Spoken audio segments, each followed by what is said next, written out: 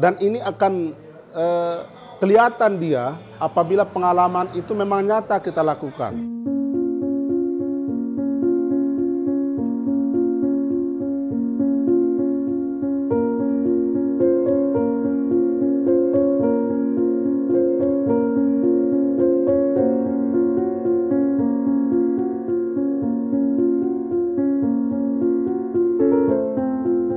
Assalamualaikum warahmatullahi wabarakatuh. Nama saya Hurman, Kepala SMA Negeri 1 Lenek, Kecamatan Lenek, Kabupaten Lombok Timur, akan menyampaikan tips untuk bisa sukses lolos sebagai Kepala Sekolah Penggerak. Yang pertama yang perlu saya sampaikan adalah mulai dari proses pendaftaran. Informasi pendaftaran itu kita dapatkan melalui SIM PKB. Di samping melalui SIM PKB, ada informasi pendaftaran melalui surat dalam bentuk PDF yang berasal dari Kementerian Pendidikan Ristek. Ya. Nah, oleh karena itu kemudian kita membuka SIM PKB masing-masing, lalu di sana ada beberapa hal yang perlu dilakukan oleh calon kepala sekolah penggerak. Ya, yang pertama adalah mengupload beberapa data. Ya, yaitu KTP, kartu tanda penduduk, kemudian ijazah, ya, bahkan buku rekening. Nah, ini adalah tahapan pertama ketika kita mendaftar. Ya. Kemudian mengisi kurikulum PT, ya, berupa daftar riwayat hidup dan lain sebagainya. Nah, dalam SIM PKB itu kemudian ditanyakan berkaitan dengan organisasi-organisasi apa yang pernah kita ikuti, jabatan kita di organisasi itu sebagai apa, baik itu organisasi yang berhubungan dengan etika profesi guru maupun yang lainnya. Kemudian pernah hendak kita menjadi relawan, kemudian apa yang pernah kita lakukan selama kita menjadi kepala sekolah. Nah, ini yang kemudian kita ceritakan berkaitan dengan data-data yang kita sampaikan itu. Nah, selanjutnya kita masuk kepada seleksi pertama, ya, yaitu seleksi penulisan esai. Nah, penulisan esai ini berkaitan dengan pertanyaan-pertanyaan yang isinya misalnya apa motivasi Anda, ya, untuk menjadi kepala sekolah penggerak, apa langkah-langkah dan seterusnya.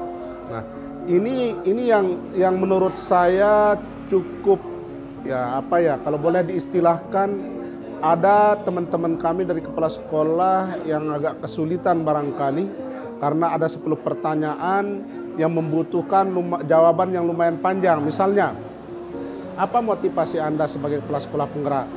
Nah, ini sampai 300 kata gitu. Nah, penulisan esai ini Bapak Ibu sekalian, tentu ini berkaitan dengan pengalaman-pengalaman yang pernah kita lakukan, ya, selama menjadi kepala sekolah. Dan ini akan kelihatan dia apabila pengalaman itu memang nyata kita lakukan. Kelihatan. Nah, antara yang nyata kita lakukan atau yang fiktif gitu, yang kita ada-adakan akan kelihatan. Karena dari struktur jawaban itu nanti, ya, kelihatan dia. Nah, oleh karena itu ini yang barangkali perlu diperhatikan oleh calon kepala sekolah penggerak untuk bagaimana kemudian mempersiapkan diri, ya, dalam penulisan esai tersebut. Kemudian selanjutnya seleksi tahap kedua itu adalah simulasi mengajar. Nah, dalam hal simulasi mengajar, maka seorang calon kepala sekolah penggerak itu harus mempersiapkan diri. Apa persiapan yang perlu dibuat itu? Pertama, membuat RPP, rencana pelaksanaan pembelajaran. RPP yang dibuat ini disesuaikan, ya, tidak sama dengan RPP ketika kita mengajar di kelas. Artinya karena simulasi mengajar itu hanya membutuhkan waktu 10 menit, maka RPP itu pun harus disesuaikan, tidak perlu panjang-panjang.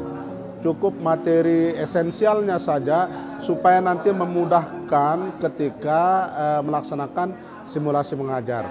Nah, dalam hal simulasi mengajar ini, tentu yang dilihat oleh juri itu adalah bagaimana kita mengimplementasikan RPP yang sudah kita buat, ya. Mulai dari penyampaian tujuan pembelajaran, kemudian proses kegiatan belajar mengajar, ya, sampai kepada proses evaluasi, ya, dan melakukan penutup, ya. Nah, ini yang harus perlu kita itu cermat selaku calon kepala sekolah penggerak. Karena waktu hanya 10 menit, maka tahapan demi tahapan itu harus kita sesuaikan. Ya, misalnya ketika kita membuka kegiatan pembelajaran dengan mengajak anak berdoa dan lain sebagainya, menyanyikan lagu kebangsaan, cukup ya dengan melakukan langkah-langkah awal saja, tidak perlu langsung semuanya karena akan habis waktu. Begitu pula ketika masuk pada kegiatan pembelajaran, kegiatan inti, bagaimana proses pembelajaran yang kita lakukan, misalnya pembuatan kelompok, kemudian proses menjawab pertanyaan, tugas kelompok itu, kemudian sampai kepada presentasi. Jadi cukup ya kegiatan itu terlihat, ya tidak langsung semuanya gitu, sehingga nanti waktu akan habis gitu. Nah, di kegiatan penutup jangan lupa sebelum kegiatan penutup harus ada evaluasi dulu. Evaluasi berupa tes atau non tes dan sebagainya. Nah, jadi calon kepala sekolah yang lebih tahu tentang hal itu. Nah, oleh karena itu maka untuk sukses dalam tes simulasi mengajar maka perlu latihan dulu.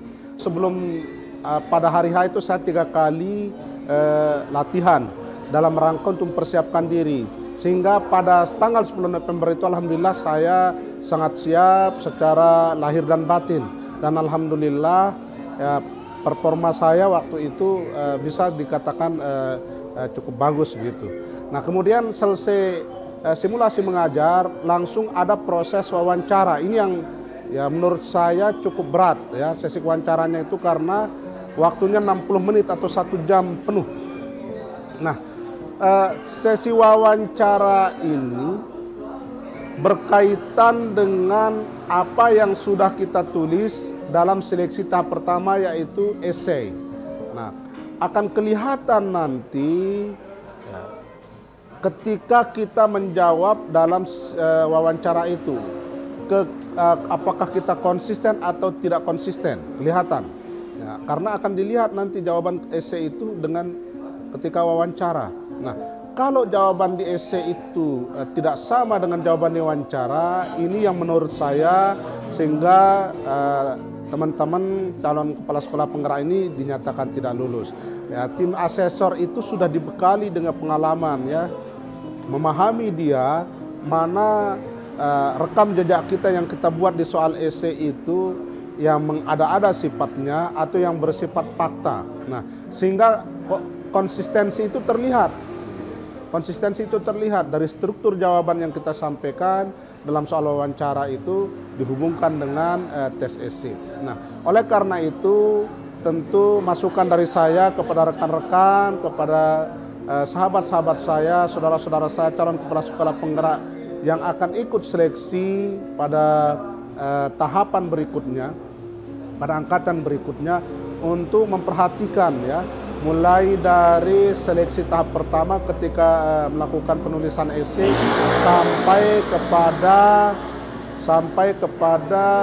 tes wawancara.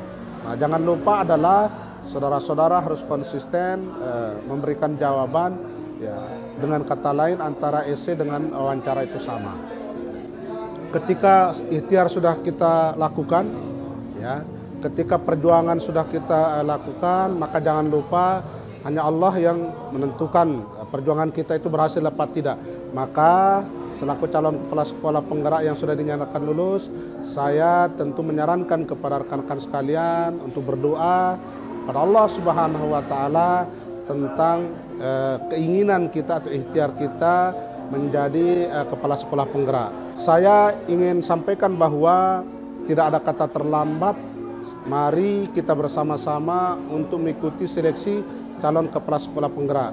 Sehingga nantinya satuan pendidikan tempat kita ditugaskan itu sedikit demi sedikit akan menjadi lebih maju, lebih unggul. Ya, terutama yang kaitannya dengan masalah prestasi, kaitannya dengan masalah pendidikan karakter anak-anak kita. Sehingga kita bisa menyongsong kurikulum prototipe 2023 itu dengan cukup semangat ya, dengan cukup termotivasi. Saya kira itu rekan-rekan sekalian, calon kepala sekolah penggerak, semoga rekan-rekan yang belum dinyatakan lulus kemarin tidak putus asa dan segera ikut lagi.